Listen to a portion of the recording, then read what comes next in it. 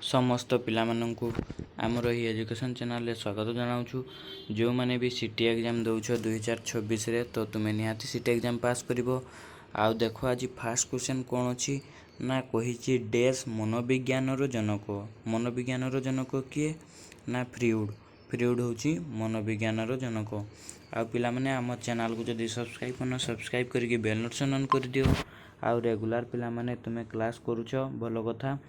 तो शिक्षागत अधिकार डैश अटे। शिक्षागत अधिकार कौन?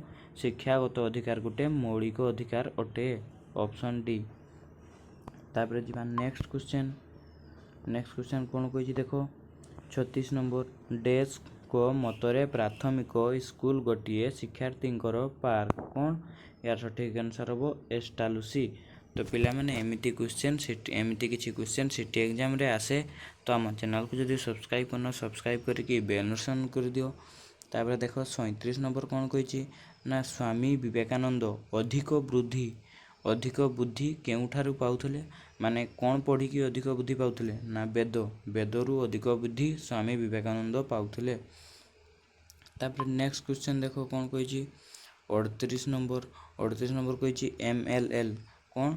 MLL रो अर्थ कौन? MLL रो अर्थ कौन ना minimum level of learning. Option D होची सटीक आंसर। तापर देखो नेक्स्ट क्वेश्चन 39 नंबर निम्नलिखित मध्यरु केउ विषय मानव मूल्य और मानव विकास संबंध रे तथ्य प्रदान करे किए? ना यार सठिक आंसर हम देखो निम्नलिखित मध्यरु सामाजिक पाठ विषय मानव मूल्य और मानव विकास संबंध रे तथ्य प्रदान करे किए? ना सामाजिक पाठ। Option D. तापर 40 नंबर देखो कौन कही ना वर्तमान छात्र छात्री माने डिस्टेंस एजुकेशन रे जोग देवार कारण कौन? आजिकली बहुत पिला कॉलेज बड़े तो डिस्टेंस करछंती। तो डिस्टेंस एजुकेशन को करिवार कारण कौन ना से माने पढ़िबा सहित किछि काम करि परिबे जहा फल तांको खर्च भी आसी जीवो। तो तार सठिक आंसर होची ऑप्शन ए पढ़िबा सहित काम करि परिबे। सेमती 41 नंबर कौन कही देखो श्रेणी मध्य पिला मानकर प्रश्न पचारिबार अभ्यास रही। जदि किसी डाउट है तो टीचर पढ़ाऊब ता मझे ही तुम्हें प्रश्न पचार बास सहीटा कही ताहाकू तुम्हें किपरि समाधान करिवो। तो ताकू किपरि समाधान करिवो ना श्रेणी रु बाहर करिवो। ताकू श्रेणी रु बाहर करिवो तापर ता डाउट क्लियर करिवो। तो आम चैनल को पिला माने जदि सब्सक्राइब करना सब्सक्राइब करके बेल नोटिफिकेशन ऑन कर दियो। तापर देखो 42 नंबर कौन कही मूल्यबोध शिक्षार अर्थ कौन?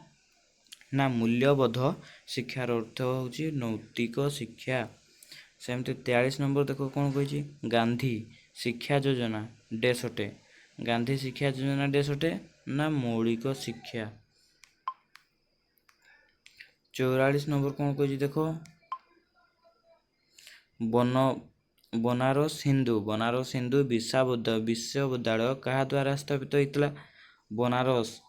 बनारस रे हिंदू विश्वविद्यालय गोटे अच्छी सेटा कहा द्वारा स्थापित होता? किए करिथिला? तो किए करथिला ना मदन मोहन मालवीय।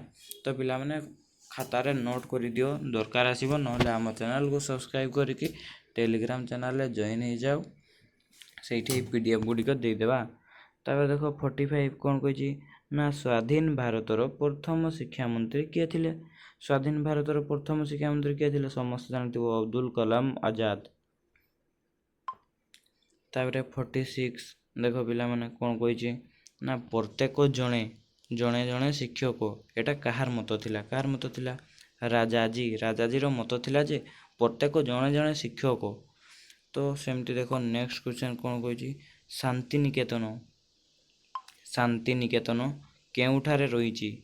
शांति निकेतन केउठारे रही? ना शांति निकेतनटी पश्चिम बंगरे रही। ऑप्शन डी सठिक आंसर। तापर देखो 48 कौन कही ना पिला माने एटा समस्त जानथिबो सिंपल क्वेश्चन।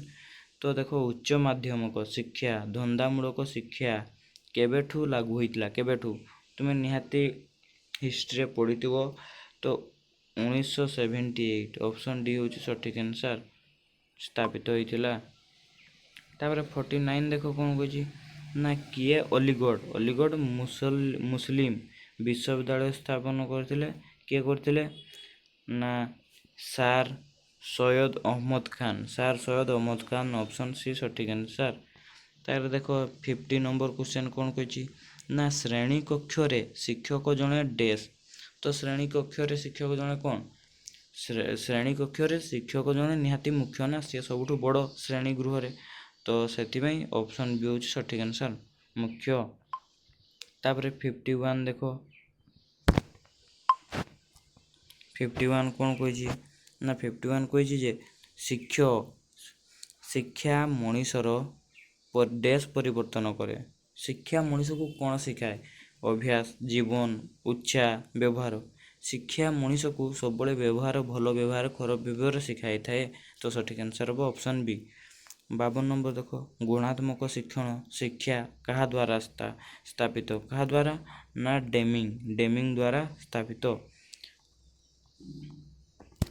ସେମିତି ଲାଷ୍ଟ କ୍ୱେଶ୍ଚନ୍ ଆଜିର ଦେଖ 53 ମଧ୍ୟାହ୍ନ ଭୋଜନ ଯୋଜନା କାହା ଦ୍ୱାରା ହୋଇଥିଲା? କାହା ଦ୍ୱାରା? ନା କମରଜନ ହେଉଛି ସଠିକ୍ ଆନ୍ସର୍। ପିଲାମାନେ ଆଜି ପାଇଁ ଏତିକି ଥିଲା। ଆମ ଚ୍ୟାନେଲକୁ ଯଦି ସବସ୍କ୍ରାଇବ୍ କରିନ ସବସ୍କ୍ରାଇବ୍ କରିକି ବେଲ୍ ଅନ୍ କରିଦିଅ। ପୁଣି ଦେଖା ହେବ ନେକ୍ସଟ ଭିଡ଼ିଓରେ। କାଲି ବି ଏମିତିକାର କ୍ଲାସ୍ ହେବ।